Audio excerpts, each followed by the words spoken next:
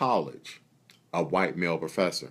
Guess who was my mentor at this pharmaceutical company when I was looking at molecular biology, thinking about getting a PhD? A Jewish guy, a white Jewish guy. Guess who was my pre-med advisor to get into medical school? A white woman. Guess I could keep going. I could go on and on and on and on and on. But don't worry, I'm not selling out. I still had a bunch of black people who are also, um, and that's what America's about. That's what America's about, Dan, and that's the point I'm trying to make. Don't let your circumstances define you. In America, you could be from the bottom and make it to the top. Now, don't get me wrong. I'm not trying to sell out. The most influential person in my elementary school to help me out through eighth grade, and who I still to speak to this now, and I even call her my mom, is a black woman. Okay, I grew up around my mom and a bunch of black. I was raised by basically black women because I didn't have a dad, so I was always around black women. I was always around black women. Never raised by my dad. In my church, a bunch of black women. Okay, so don't get me wrong. I've had my influence from both sides, but you know, I've had so many wide experiences. Like I've been around the richest of the rich, the smartest of the smartest with Princeton, MIT, and Harvard.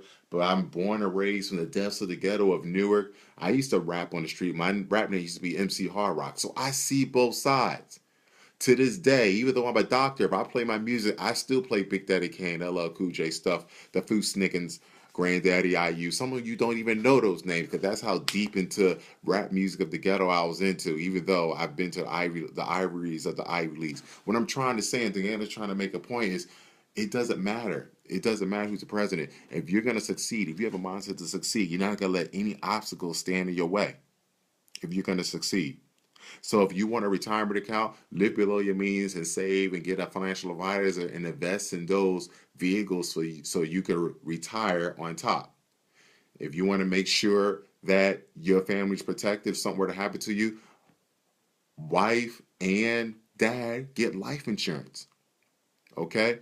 If you want to make sure that you have enough for college, start saving now for college. Invest in any of the college vehicles that are out there. Knowledge is free now. Okay, I remember in high school when I wanted to research colleges, I had to go to the library, and I used to sit in the back of the library, have all these college books researching colleges, and that's why I chose Princeton. Now, every single thing you want to know, you just go to Google. Okay, so if you want to get it nowadays, you don't even have to go to a physical college. You could do this thing called University of Phoenix to get a college degree. Are you kidding me? We live in a time where opportunity is more available. So come on, guys, just forget about this whole Trump thing and just be successful. You guys are gonna kill it. So I just named a bunch of scenarios. If you want to achieve something, there's nothing Trump can do to stop how you're going to be successful today. There's nothing Trump can do to affect how you're going to be successful today. Because check this out. When he puts the policy in place, you're like, oh, shoot, he's going to do that policy. Okay, I'm going to go here. Oh, I'm going to go there. I'm going to go here. You know? So it's nothing nobody can do, even when it comes to perception of yourself. See, you know what? There's a bunch of racists out there.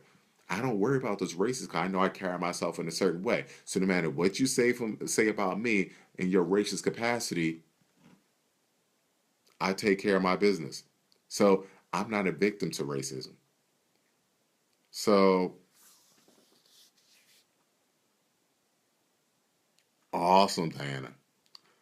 So I truly believe that if you have hard work and you're always willing to learn and you believe in whatever you believe in a higher power, no matter what that is, even if you're one of these Scientologist type people, you will be successful regardless of who president. So, and check this out. Now, check this out. Please try this on. Try what I'm about to say. Try this hat on for size. Try this hat on for size, and I'm gonna leave you guys with this. Um, will you live a life?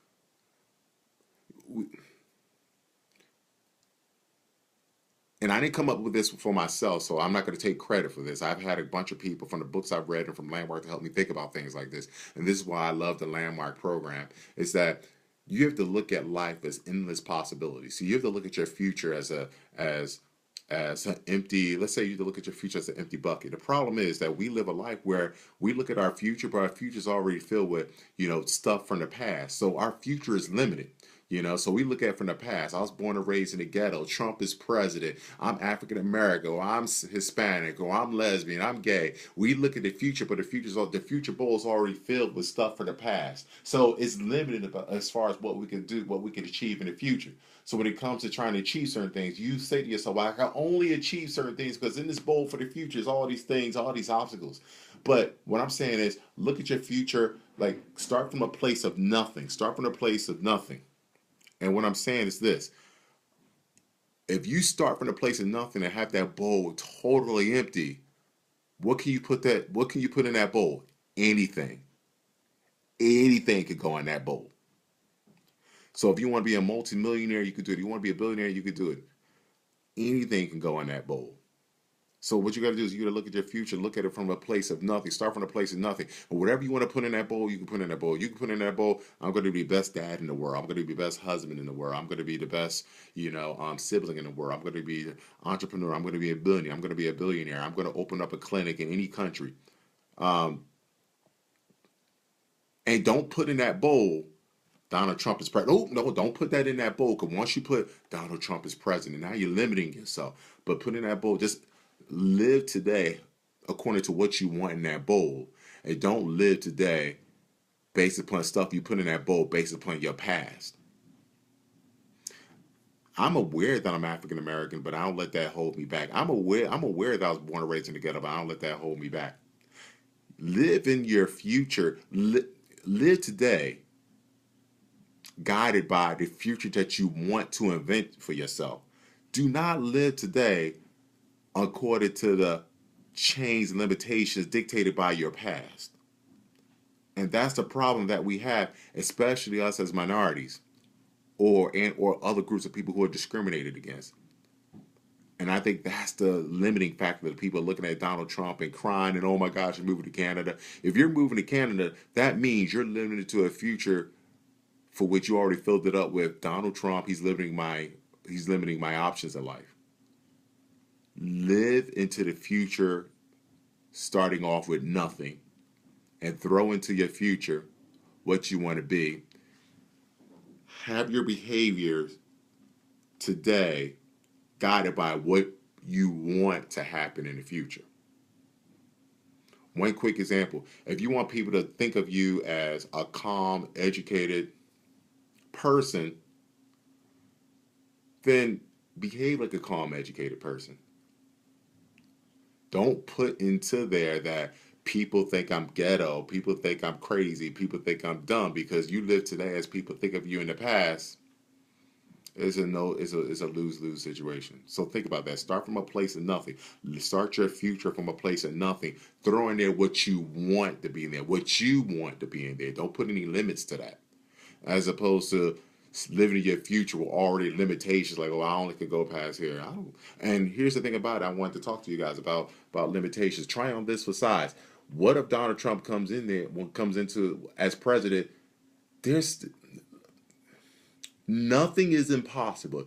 When you start from a place of nothing, that means in that future, Donald Trump could turn a new leaf. That's a possibility, guys. Donald Trump could go become president and say, you know what, I was wrong about this. I was wrong for saying this. And he could end up becoming the best president that we ever had. That's living into the future. If you say Donald Trump will not become the best president we ever had, you're still living in the past. When you look at the future's possibilities, you literally walk around saying anything is possible. Literally, because anything is possible. The reason I believe that, what if the creators of Google didn't think anything was possible? What if people who invented the internet didn't think anything was possible? Think of all the great inventions that we have for now, all the things that are happening now that you're looking at me through your iPhone right now. So it's a strong possibility that Donald Trump could come in to be president and enact some things that we know and love. It's a possibility that he may not be what we want. He may not be as bad as we think he is. He may not be perfect, but may be as bad as we think he is. So can try that on. Just try that on, that Donald Trump may enact some things that might actually help us. Always lead with an open mind, no matter what. You never know when people will turn over a new leaf. All right. So I'm going to be monitoring this stuff, seeing who's still talking about Trump a week from now, a week from Wednesday. Who's living into the future? I'm living into the future. I'm making plans right now. I just did a Facebook Live with a group of people who I'm planning a giant workout.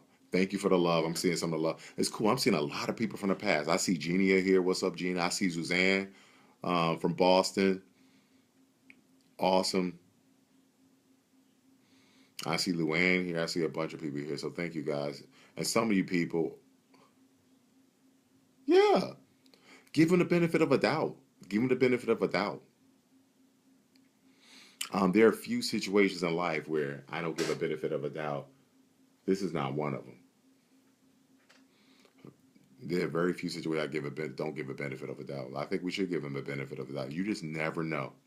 The reason I say that, I've seen so many situations, wow, where I've been shocked, where I looked at a first year resident, he or she sucked, was dumb, they should drop out of residency right now in their first year. They suck, but that person was determined, and they come fourth year, I don't even recognize them. I'm like, wow, this guy's on the ball, pulling out research, statistics, doing all central line, doing all these procedures. Like, this is not the same person who started residency 3 years ago. That's called give it a benefit of a doubt. I had a certain employee at one of my hospitals. I'm not going to say the position because it'll be too obvious who it is. Who, when this person first worked with us, I'm like, wow, this person is off the ball. I think this person should quit. This person may end up killing people. But something happened to this person where they made a change. And I swear to God, in less than a year, this person went from, I honestly believe this person was dangerous, should not be nowhere near patients, should not be taking care of patients. This person did a 360-degree. Now, I trust this person all the time. I'm like, this person is a totally different person. So I've seen people transform. I've seen people transform from the bottom and went to the top. Literally. So that's why I give people benefit of the doubt, because I've been in situations where, wow, I've been shocked. Like, what I mean is, I'm talking about point A. I will literally call this person. There's some people I've literally used the word stupid, incompetent, dumb, dangerous, should quit, and then because I'm concerned about lives, and then I seen them on point B, like, wow, amazing, awesome, would trust them, would barely even double check them, will put my license on the line. I said my license on the line, meaning that I trust what they're saying about this patient such that I will put my license on the line and stand behind them and defend them because they're that good. So why can't that be with Donald Trump? So let's give him a benefit of the doubt, guys. Plus, here's another thing. It takes a lot of energy to hate. It takes a lot of energy to complain. So I just want to relax and chill and live my life and just see if he helps us out. So like for those of you who are like arguing with each other on Facebook and cursing, you could be using that time and working out. Some of you guys are probably aren't even in shape. Take that energy and go to the gym. Get some muscles. Like, it takes too much energy to argue. I don't like to argue. Sometimes I like to argue, but I don't like to. Oh my gosh, y'all need to work out. If you can't run a 6 minute mile, you shouldn't be cursing people out on Facebook. If you can't deadlift 500 pounds, you shouldn't be cursing people out on Facebook. Y'all need to chill and put some energy to working out or something. Man, y'all, there's too much energy. Man, I'm telling you. So, oh my gosh, too much energy, guys. All right, guys. Um, I'm gonna put some energy into planning some events that I'm gonna be holding the next couple of months. Um, my giant workout. Definitely, definitely. So, oh shoot. Thank you for the love. Is as you guys are doing this, it's telling me this is the most liked